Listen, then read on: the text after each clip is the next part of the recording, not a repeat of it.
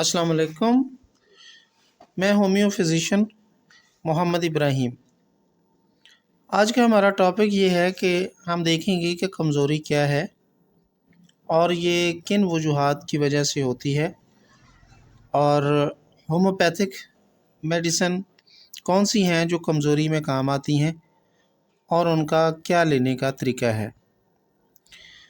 تو کمزوری جو ہے تب جسم میں ہوتی ہے جب انسانی جسم اپنے افعال سر انجام نہیں دے پاتا یا انسانی جسم کو کام کرنے میں، چلنے پھرنے میں، گفتگو کرنے میں دقت پیش آ رہی ہو تو کہا یہ جاتا ہے کہ کمزوری ہے۔ تو کون سی وجوہات ہیں جن کی بنیاد پر یہ جسم میں کمزوری واقع ہو جاتی ہے؟ اس میں مختلف وجوہات ہیں۔ خون کی کمی کی وجہ سے بھی کمزوری ہو سکتی ہے۔ موشن اگر زیادہ دیر اور زیادہ عرصے کے لیے لگے رہیں، شدید ہو جائیں، تو اس کے بعد بھی جسم میں کمزوری آ جاتی ہے۔ خواتین اگر بچے کو جنم دے تب بھی بعد میں کمزوری کا احساس محسوس ہوتا ہے،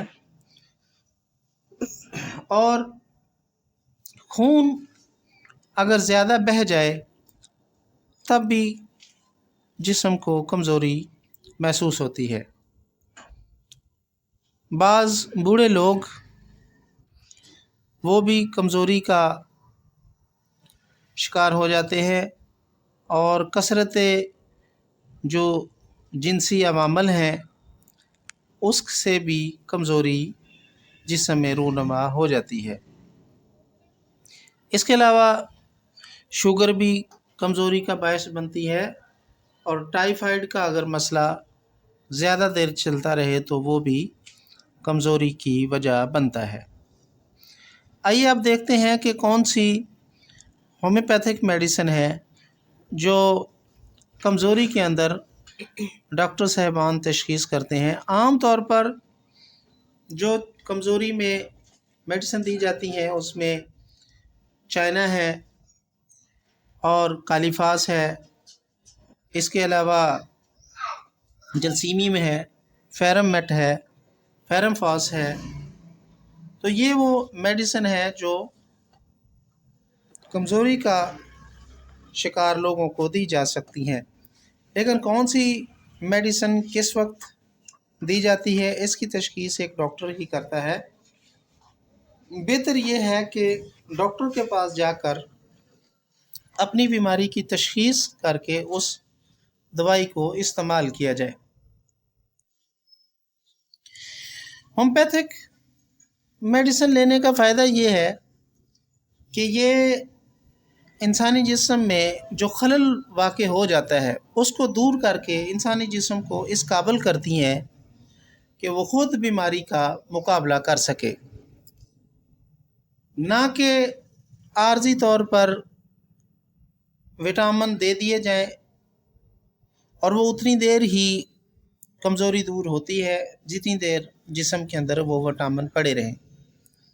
ہومیوپیتھک میڈیسن جسم کو اتنا تیار کر دیتی ہے، اس قدر جو ہے وہ تیار کر دیتی ہے کہ وہ بیماری کا خود بخود مقابلہ کر سکے اور بالآخر اس مسئلے سے اس کی جان چھوٹ جائے۔ اور اگر شدید بخار رہا ہے، بخار کے بعد کمزوری آئی ہے، تو ایسے مریض کو جلسیمیم دی جاتی ہے۔ جلسیمیم سے اس کی کمزوری دور ہو جائے گی۔ اور اگر کسی مریض کے اندر خون کی کمی ہے، وہ خون کی کمی کا شکار ہے اور ہر وقت تھکا تھکا رہتا ہے، جسمانی کام کرنے سے گریز کرتا ہے اور اس کی انرجی کا لیول بھی کم ہے، تو ایسے مریض کے لیے فیرم میٹ، فیرم فاس یا چائنا، ان تینوں میں سے کوئی دوائی دی جا سکتی ہے یا تینوں کا مرکب بھی دیا جا سکتا ہے۔ اگر ڈائریا ہوا ہے یا موشن شدید کچھ عرصے کے لیے لگے رہے ہیں تو ایسے مریض کا بلڈ پریشر لو ہو جاتا ہے اور چہرہ مرجھا جاتا ہے، تو ایسے مریض کو چائنا سے ٹھیک کیا جا سکتا ہے اور اس کی کمزوری چائنا سے پوری کی جاتی ہے۔ لیکن اگر مریض کو بے چینی ہے، پیاس شدید ہے، تو پھر آرسینک البم دینی ہوگی۔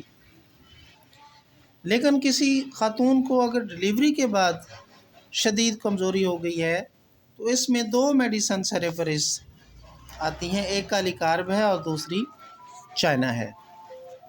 تو کالی کارب میں کمر درد کے ساتھ کمزوری محسوس ہوتی ہے، اور چائنا جو ہے وہ ویسے چہرہ مرجھایا ہوا اور رطوبات کا کم ہونا اور چکر اگر آئیں تو چائنا دی جائے گی۔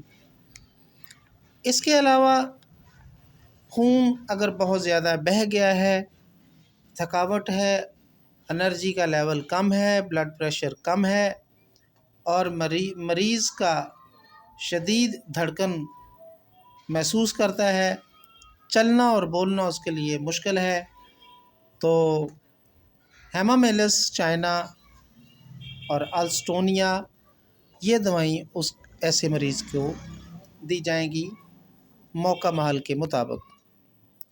اس کے علاوہ بوڑھے لوگ ہیں، وہ عمر کی وجہ سے ان کے جسم کے اندر کمزوری آ گئی ہے اور ان کا جسم اب زندگی کے لیے جو ضروری افعال ادا کرنے ہوتے ہیں وہ اس قابل نہیں ہے کہ ان کا جسم وہ کر سکے، تو ایسے مریضوں کے لیے ہم ایمبراگریسیا یا کونیم تشخیص کرتے ہیں۔ کونیم کا مریض جو ہے وہ اپنی ٹانگیں بھی سیدھی نہیں کر سکتا، چلنا اس کے لیے مشکل ہے، جسم سون ہو جاتا ہے اور ٹھنڈا ہو جاتا ہے۔ اس کے علاوہ اگر کوئی اس کے علاوہ اور بھی آپ کے اندر کوئی علامت ہے تو ہمارے نیچے دیے گئے نمبر پر رابطہ کر کے آپ اپنی تشخیص کروا کے میڈیسن لکھوا سکتے ہیں۔ اب میں اجازت چاہتا ہوں، آپ کا میزبان ڈاکٹر محمد ابراہیم، اور نئی معلومات اور ویڈیو دیکھنے کے لیے آپ اس چینل کو سبسکرائب کریں تاکہ ہر آنے والی ویڈیو آپ کو بار وقت مل سکے۔